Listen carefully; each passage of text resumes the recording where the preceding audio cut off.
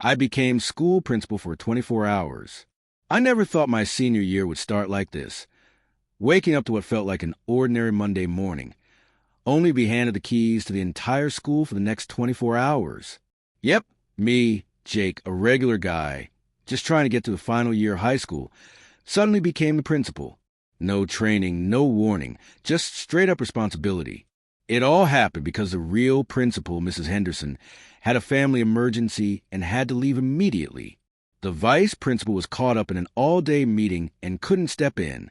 Somehow, the staff decided the best candidate to run the school for a day was the senior class president. That's me. I was stunned when the school secretary handed me the principal's ID badge and said, "You're in charge. Good luck." At first, I thought this was a joke or maybe some weird prank.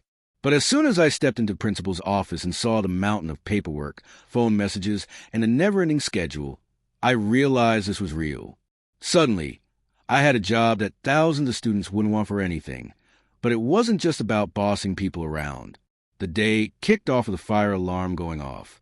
Within seconds, I had to coordinate the entire school's evacuation. I'd never done anything like it before, and it was chaotic. Kids were confused, some scared, and teachers looked to me for guidance. I grabbed the walkie-talkie and called out instructions, trying to keep calm even though my heart was pounding. Once the all-clear was given, I barely had time to breathe before the phone started ringing non-stop. Parents demanding explanations for missing assignments, teachers asking for schedule changes, and students begging for deadline extensions filled the line. I realized being principal wasn't sitting in a fancy office. It was being the problem solver for everyone. Later that morning, one of the biggest challenges came knocking. Literally, a group of students got caught cheating during the big math test. The teachers wanted me to decide their punishment. This was tough. Do I give them a harsh penalty that could hurt their chances of graduating, or do I cut them some slack because they're young and make mistakes? I weighed the options, talked to students involved, and decided on a punishment that balanced fairness with second chances. No suspension, but they had to attend extra tutoring sessions. By lunchtime, the school cafeteria was chaos. Food fights had broken out. The lines were a mess, and the usual complaints about the menu were louder than ever. I jumped in, helping staff calm students down, and negotiated a few quick menu swaps, so everyone could eat something they liked. It felt weird. Here I was, a kid who usually ate lunch with friends, now trying to keep order in the cafeteria. In between, teachers came by the office for advice. One teacher was worried about a student struggling with personal issues. Another wanted me to help arrange a special assembly.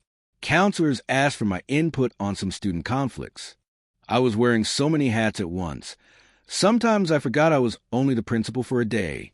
But the most memorable moment wasn't from a meeting or a phone call.